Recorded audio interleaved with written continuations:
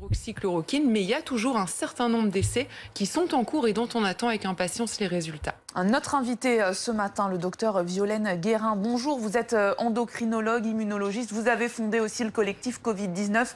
Laissons les médecins prescrire. Cette étude, selon vous, ça change un petit peu la donne ? Alors, merci de votre invitation à commenter cette publication. Je précise que je n'ai aucun lien d'intérêt avec l'industrie pharmaceutique et je vous invite à faire la même chose, décliner les liens d'intérêt à toute personne qui commente ces études. Juste par rapport à votre introduction tout à l'heure aussi, je n'y vois pas un remède miracle, mais je parle d'expérience clinique quand je parle du sujet.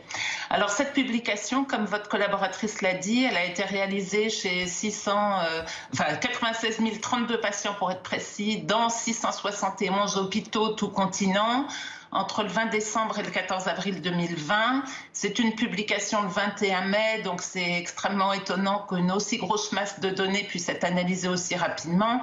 Et je précise que le premier auteur, M. Mera, le 1er mai, avait fait une publication dans le New England Journal sur 8 910 patients inclus entre le 20 décembre et le 15 mars. Donc on s'étonne un petit peu déjà qu'entre le 15 mars et le 15 avril, il ait pu inclure près de 90 000 patients supplémentaires.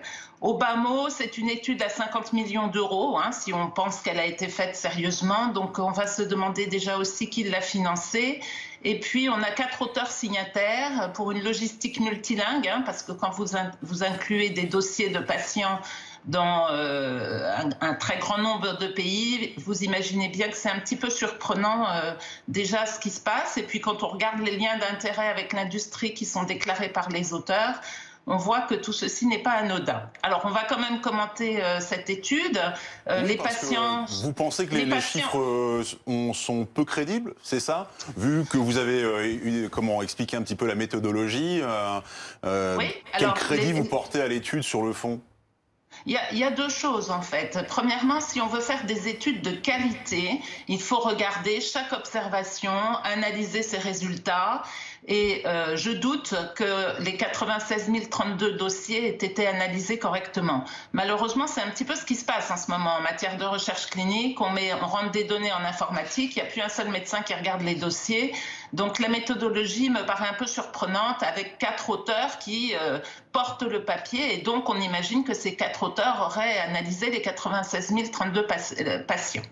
Donc ça, c'est le premier point. Le deuxième point, quand on regarde ce qui est publié, on a des patients hospitalisés. Alors, votre collaboratrice a souligné qu'ils avaient été traités dans les 48 heures, mais pas dans les 48 heures des premiers symptômes, dans les 48 heures probablement de l'hospitalisation, ce qui est très différent. Parce que je rappelle... Dans les 48 heures du diagnostic, dans les 48 heures après le diagnostic. Du diagnostic lors de l'hospitalisation. On sait très bien, nous, que quand on interroge les patients sur les premiers symptômes, souvent même parfois, les premiers symptômes sont passés inaperçus. Il faut vraiment faire un interrogatoire clinique, comme on sait le faire en France quand on fait de la médecine.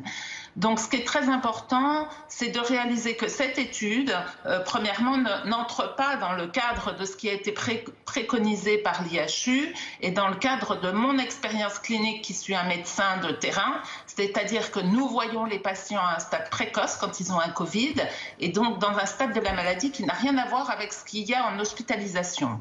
Néanmoins, on peut commenter cette étude. Les groupes ne sont pas comparables. Déjà, premier point. Quand vous voyez que les patients qui ont été traités dans le groupe hydroxychloroquine, il y en a 6 221, ils ont un état beaucoup plus grave, puisque par exemple, si on prend un seul critère qui est la ventilation mécanique, vous notez dans l'étude que ces patients, il y avait 20% de patients ventilés dans le groupe hydroxychloroquine contre 7,7% dans le groupe qui est un groupe dit témoin et...